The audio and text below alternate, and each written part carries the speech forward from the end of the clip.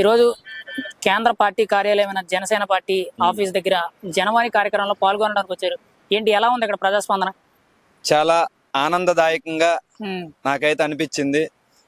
దేశ చరిత్రలో ఈ రోజు మనం చూసుకుంటే ఒక్క పవన్ కళ్యాణ్ గారు మాత్రమే ప్రజాప్రతినిధుల్ని ప్రజలు ఏదైతే రోడ్ల మీద సమస్యల కోసం వెయిటింగ్ చేస్తున్నారో, నా నాయకులు కూడా, మా ఎమ్మెల్యేలు కూడా ప్రజా సమస్యలు ప్రజల నుంచి వచ్చిన వాళ్ళు కాబట్టి ప్రజల్లోనే ఉండాలన్న ఉద్దేశంతో ఈ రోజు గెలిచిన ఎమ్మెల్యేలు కూడా ఈ రోజు రోడ్ల మీద కూర్చోబెట్టి ప్రజా సమస్యలు తెలుసుకునే విధమైనటువంటి ఏర్పాటు చేయడం చాలా చాలా చాలా ఈ రాష్ట్రానికే కాదు, ఈ దేశానికి కూడా చాలా ఆదర్శవంతమైనదని ఈ సందర్భంగా మీకు నేను తెలియజేస్తున్నాను. ఇప్పుడు చూసుకుంటే మరి పవన్ కళ్యాణ్ గారు ఇటు జనవాణి కార్యక్రమం అని చెప్పి ప్రజల ఆర్జీలు స్వీకరించండి, ప్రజల సమస్యలు స్వీకరించండి అని చెప్పి ఒక నేరుగా ఒక ప్రజాప్రతినిధి, ఒక ఎమ్మెల్యే, మంత్రి లేకపోతే ఎంపీ గారిని డైరెక్ట్ గా రోడ్డు మీద కూర్చోబెట్టి పనిచేస్తున్నారు.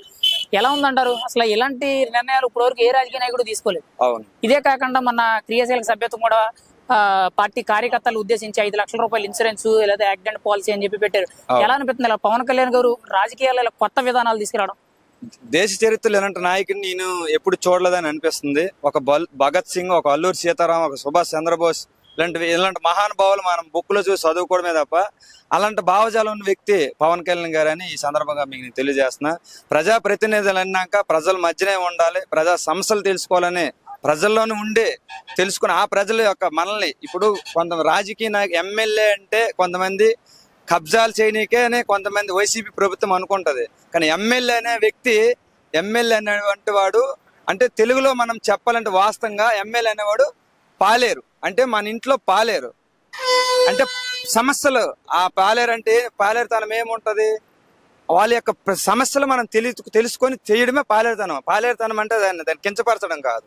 ప్రజా సమస్యలు తెలుసుకొని ఆ ప్రజలకు అండగా నిలబడాలి, ఆ ప్రజా సమస్యలు తీర్చాలని నాకు ఉద్దేశంతో పవన్ కళ్యాణ్ గారి ప్రజాప్రతినిధుల్ని ఈ రోజు ప్రజల సమస్యలు తెలుసుకోమని ఈ రోజు ప్రజల వద్దకి పంపించారు. ఇప్పుడు చూసుకుంటే పవన్ కళ్యాణ్ గారు పవర్ పాలిటిక్స్ మొదలు పెట్టారు అనేటట్టు మొన్న ఎలక్షన్స్ రిజల్ట్ తో 1 సైడ్ గా విన్నింగ్ అనేది 21/21 2 మొత్తం 1 సైడ్ 100% స్ట్రైక్ రేట్ తో ఇప్పటి వరకు దేశంలో ఏ పార్టీ కూడా ఎంత మంచి రేటింగ్ తో రాలేదు.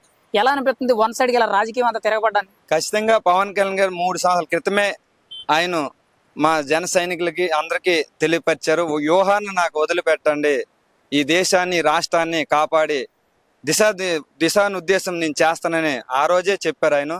ఆయన చెప్పినట్టుగా ఆ భగవంతుడి దయ వల్ల ఆయన చెప్పినట్టుగా రాష్ట్రంలో అక్కడ దేశంలో ఈ 2 ప్రభుత్వాలు ఏర్పడడానికి గల కారణం ఒక పవన్ కళ్యాణ్ గారని, ఆయన ఇచ్చినట్టు మాటని నిలబెట్టుకొని ఈ రోజు ఆయన యొక్క వ్యూహం ఫలించిందని ఆయన్ని ప్రజలు ఇప్పుడు ఇంకా నమ్ముతున్నారని ఈ సందర్భంగా మీకు తెలియజేస్తాను. చూసుకుంటే పవన్ కళ్యాణ్ గారు 10 ఏళ్ల రాజకీయ జీవితంలో అంటే యాక్చువల్లీ ప్రజారాజ్యం నుంచి మొదలు పెట్టుకుంటే 15 ఏళ్ళు, కానీ ఏంటంటే జనసేన పార్టీ స్వచ్ఛందంగా స్టార్ట్ అయ్యి 10 ఏళ్ళు పూర్తి చేసుకుంది.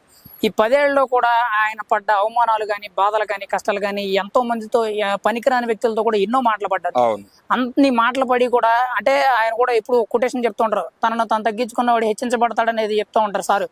ఇప్పుడు ఎలా అనిపిస్తుంది ఆయన చెప్పిన దానికి పక్కగా నిదర్శనంగా ఈరోజు జరిగిందని మనం అనుకోవచ్చా? వాస్తవంగా చెప్పుకుంటే నిజమే కదా, తనను తగ్గించుకున్నాడు కాబట్టి ఈ రోజు హెచ్చింపబడ్డాడు. సో ఎంతో మంది ఆయన ఇంట్లో పాలేరుతనం కూడా చేయనంత వ్యక్తులు కూడా ఈరోజు పవన్ కళ్యాణ్ గారిని విమర్శించి వ్యక్తిగత జీవితాల్లోకి పోయి వాళ్ళ తల్లిదండ్రులను కూడా తిట్టి, వాళ్ళ బిడ్డలు కూడా తిట్టి అయినా తట్టుకొని దేశం కోసం, రాష్ట్రం కోసం, నన్ను నమ్ముకున్న ప్రజల కోసము నేను తగ్గాలనే ఒక ఉద్దేశంతో తగ్గి నెగ్గాలనే ఈరోజు పవన్ కళ్యాణ్ గారు తగ్గి నెగ్గి చూపించారు. మరి ఈరోజు చూసుకుంటే పవన్ కళ్యాణ్ గారు ఎన్నో మాట్లాడినారు కదా, నువ్వు ఎమ్మెల్యే కాలేవు, లేకపోతే అసెంబ్లీ గేట్ తాకలేవు, పంచాయతీ ప్రెసిడెంట్ కూడా కాలేవని చెప్పి ఎన్నో మాట్లాడారు. ఇవాళ వాళ్ళందరూ ఎక్కడున్నారు, ఏమైపోయారు అంటారు? పవన్ కళ్యాణ్ గారు రాజకీయం ఎలా పనిచేసింది అంటారు? ఆయన అసెంబ్లీ గేట్ తొక్కనోనన్న ఈ రోజు అసెంబ్లీ గేట్ కూడా తొక్కనోకుండా వాళ్ళే పోయారని ఈ సందర్భంగా మీకు తెలియజేస్తున్నాను. మరి రేపటి రోజుల్లో పవన్ కళ్యాణ్ గారి రాజకీయం ఎలా ఉంటది అంటారు? అంటే చాలా మంది ఏం ఎక్స్పెక్ట్ చేస్తున్నారంటే ఎలక్షన్స్ ముందు పవన్ కళ్యాణ్ గారిలో ఒక మాస్ పవర్ పాలిటిక్స్ చూసాం, అంటే ఆయన ఒక డైలాగ్ చెప్తున్నా లేకపోతే ఆయన స్క్రీన్ మీద ఆయన చెప్తే గూస్ బంప్స్ వచ్చాయి. కానీ ఇప్పుడు అసెంబ్లీలో చూస్తే చాలా కొత్తగా కనబడుతున్నారు, చాలా కూల్ అండ్ కామ్ గా ప్రతి ఒక్క విషయంలో కూడా కొత్త కొత్త నిర్ణయాలు తీసుకున్నారు. ఎలా అనిపిస్తుంది ఈయన డిఫరెంట్ వేలో రాజకీయం చేస్తున్నారని? ఖచ్చితంగా రాజకీయాల్లో మనం ఎలక్షన్లప్పుడు రాజకీయం చేయొచ్చు, గెలిచినాక రాజకీయం చేయకూడదు. గెలిచినాక ఏంటి, ప్రజా సమస్యల పైన మనం పోరాటం చేయాలి. మనం ఏం చేస్తే ప్రజలు డెవలప్మెంట్ అవుతారో మనం ప్రజలకు ఎంత అండగా నిలవగలుగుతామో దానిపైన మాత్రమే పవన్ కళ్యాణ్ గారు చర్చిస్తున్నారు. అంతే తప్ప కక్షపూరితమైన రాజకీయాలు పవన్ కళ్యాణ్ గారు ఏ రోజు ఇంతకు ముందు చేయలేదు, ఇప్పుడు కూడా చేయరు. ఆయనకు అనవసరమైన విషయం. ప్రజలు మనల్ని నమ్మి 5 కోట్ల మంది ప్రజలు మనల్ని నమ్మి ఓట్లేసి గెలిపించారు.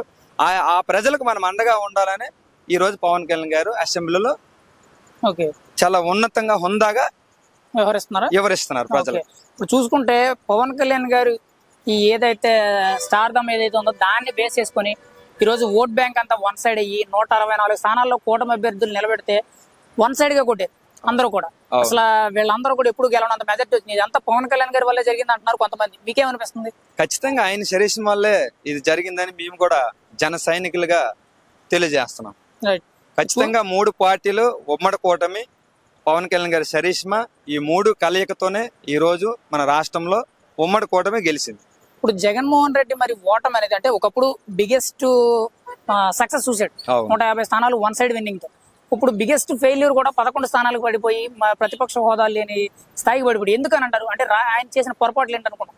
వాళ్ళ నోటుతోలే వాళ్ళు ఈ రోజు రోడ్డు మీద తీసుకొచ్చింది. ప్రజలు అన్ని గమనిస్తారు.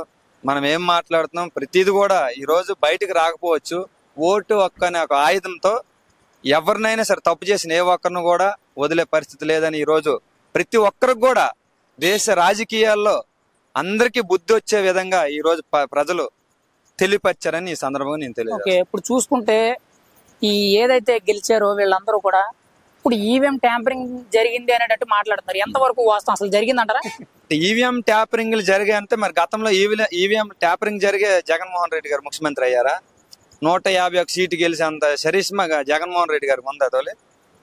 అప్పుడు ఈవీఎం ట్యాంపరింగ్ జరిగాయంటే ఇప్పుడు జరిగాయని మేము ఒప్పుకుంటా. అప్పుడు జరగలేదంటే ఇప్పుడు జరగలేదు.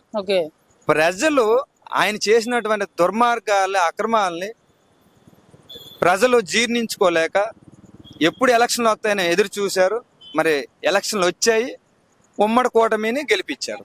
అంతే తప్ప ఇక్కడ ఈవీఎం ట్యాంపరింగ్ జరిగిపోతే మరి ఢిల్లీలో ప్రధానమంత్రి గారు గెలవచ్చు కదా, వాళ్ళ పార్టీ బీజేపీ గెలవచ్చు కదా, ఎందుకు ఓడిపోతుంది?